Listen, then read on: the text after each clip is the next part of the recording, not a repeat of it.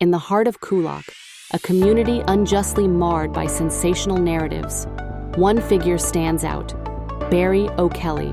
His actions, alongside RTE Investigates, have inadvertently cast a shadow over the spirit of this vibrant neighborhood, turning its proud inhabitants into caricatures of thuggery.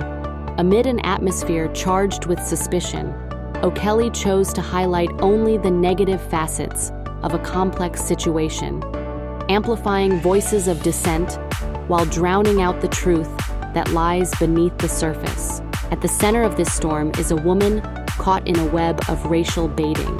When confronted by security personnel running operations on the Crown Paint site, her reactions were portrayed as confrontational.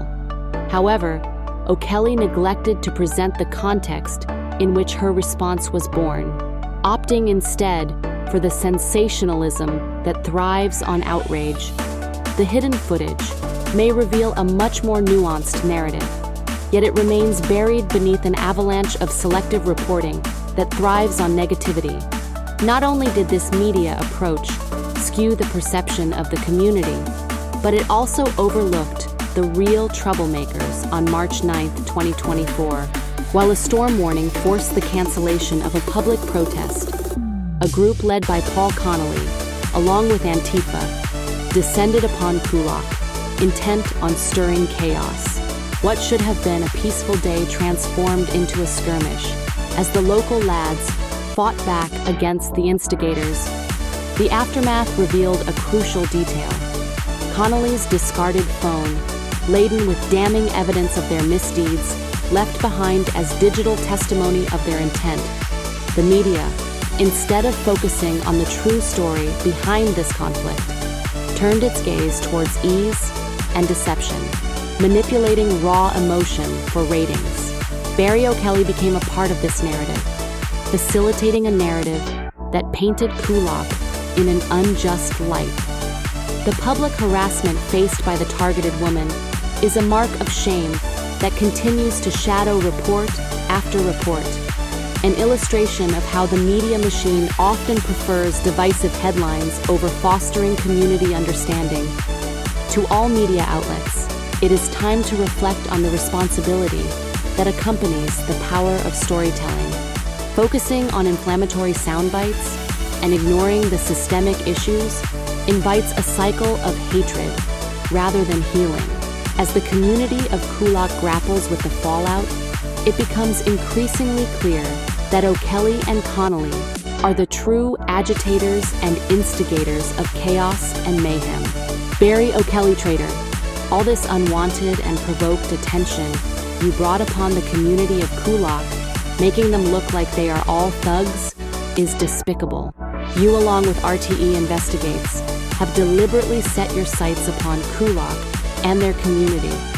You set about highlighting all the negative that was spoken about the illegal migrants, and in particular, you focused your attention on one woman who was race-baited by the security men on the Crown Paint site.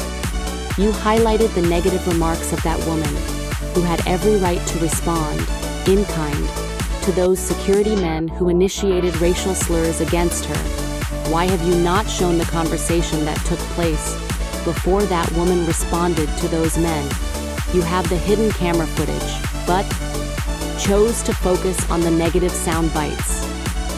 Every piece of information you displayed are reactions to what others have previously said to the people.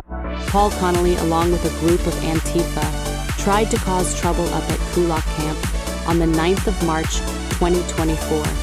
There was a storm warning in place, and the public protest held for that day was canceled.